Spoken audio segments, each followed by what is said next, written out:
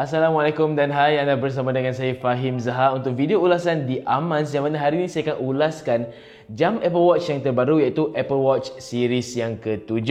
Jadi saya telah menggunakan jam ini untuk beberapa bulan dan ini adalah apa yang saya rasakan mengenai jam ini. Baiklah, sebelum itu saya ingin katakan yang saya sebelum ni adalah pengguna Apple Watch series 3 dan series 4. Dan kemudian saya terus langkau 5 dan 6 dan terus menggunakan yang ke-7.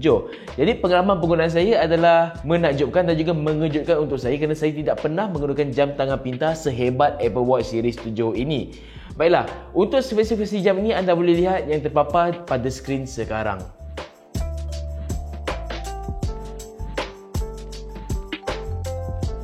Baiklah, yang pertama skrinnya yang sangat cantik, cerah dan juga besar. Ia adalah satu skrin melengkung, tetapi melengkungannya bukanlah melengkung yang anda boleh nampak notifikasi di sisi, dan hanya beberapa muka jam saja yang boleh buat agar anda lihat waktu di keliling jam ini. Itu pun pada saya bukannya menarik mana, tetapi untuk skrin yang besar seperti ini, ia memudahkan saya untuk membaca segala notifikasi, mesej, email yang saya terima terus pada jam. Dan ada beberapa aplikasi juga saya boleh terus balas melalui jam ini kerana jam ini menyokong papan kekunci, iaitu satu-satunya jam tangan Apple Watch yang ada papan kekunci QWERTY untuk anda type untuk membalas. Jika tidak, selama ini hanyalah boleh menggunakan teks pintasan ataupun kawalan suara menggunakan Siri sahaja.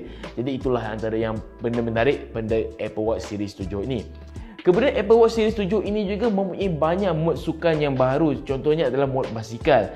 Tapi saya bukannya orang yang berbasikal, tapi saya gunakan jam ini untuk menjejak kesihatan saya melalui berenang dan juga berjalan. Saya ada gunakan jam ini untuk berenang beberapa minggu lalu, dan apa yang saya dapati adalah ia boleh menjejak setiap pergerakan saya dengan, boleh saya katakan tepat, kerana apa yang saya rasakan dengan nadi saya apabila saya semak dengan jam lain dan juga alat lain adalah lebih kurang sama, dan kalori yang terbakar juga saya boleh anggarkan dengan kiraan manual yang saya lakukan adalah lebih kurang sama. Kemudian jam ini saya ada bawa juga semasa melakukan umrah hari itu, dan saya dapat menjejak segala kesihatan saya dari segi nadi, tapak dan juga kalori terbakar. Kerana semasa saya berada di Madinah dan Mekah, setiap hari saya boleh katakan saya berjalan sejauh 8 hingga 10 km sehari, dan saya dapat melakukan pelbagai cabaran yang Apple Watch berikan melalui notifikasi, yang juga boleh mencabar rakan-rakan lain melalui friend list yang ada pada jam ini. Jadi ini adalah satu lagi perkara yang menarik kerana dalam jam ini juga ada ciri komuniti yang tiada pada jam lain. Wear OS pada Mock Voice seperti TicWatch Pro 3 ada cuba lakukan fungsi komuniti ini, tetapi komuniti mereka tidak begitu besar di Malaysia, menjadikan fungsi pada jam mereka tidak begitu berguna berbanding apa yang ada pada Apple Watch ini. Baiklah, seterusnya saya ingin tambah mengenai always on display pada skrin jam ini. Ini tidak macam always on display yang ada pada jam-jam Wear OS yang saya selalu pakai. Sebaliknya adalah lebih menarik dan mempunyai paparan yang lebih cantik dan juga lebih pantas apabila saya ingin tukar daripada always on display kepada jam biasa. Kemudian fungsi Apple Watch yang saya suka adalah pada digital crown ini, yang mana ia ada juga fungsi getaran haptik, memberi tindak balas seakan berputar secara fizikal, dan juga membuatkan saya mudah untuk mengawal beberapa aplikasi. Contohnya antara aplikasi terbaru adalah aplikasi The Noor yang saya boleh kawalkan. Untuk memilih jam juga saya boleh menggunakan ini. Dan butang seterusnya ini adalah butang aplikasi, atau juga anda boleh tetapkan sendiri untuk anda membuka apa pintasan ataupun senarai aplikasi yang terbuka. Jam Apple Watch juga ada banyak muka jam yang boleh anda sesuaikan dengan diri anda jika anda ingin OOTD dan sebagainya, dan juga terdapat banyak aplikasi yang berguna. Contoh aplikasi yang berguna dalam segi kesihatan ada aplikasi untuk menjejak oksigen dalam darah, ECG, nadi, dan juga ada juga aplikasi untuk memantau tidur. Akhirnya Apple Watch boleh memantau tidur dengan lebih mudah. Dia juga ada, macam saya kata, ada banyak aplikasi yang ada pada App Store kan. Jadi antara saya pasang adalah aplikasi TT Lock yang boleh membuka pintu rumah saya. Yang mana saya hanya perlu buka aplikasi ini dan terus tekan butang mangga yang ada, dan pintu rumah saya akan terbuka secara majis. Baiklah, kemudian saya ingin cakap mengenai tali jam. Tali jam saya pakai sekarang ni adalah berkonsepkan velcro, yang mana ianya adalah seakan satu gegelung dan mempunyai saiz yang bebas untuk kita laraskan ketat mana ataupun longgar mana. Ini adalah antara sport band yang Apple tawarkan kerana talinya adalah breathable, yang membuatkan kulit anda tidak akan rasa sesak ataupun mudah berpeluh. Sebaliknya akan rasa selesa apabila anda melakukan aktiviti sukan.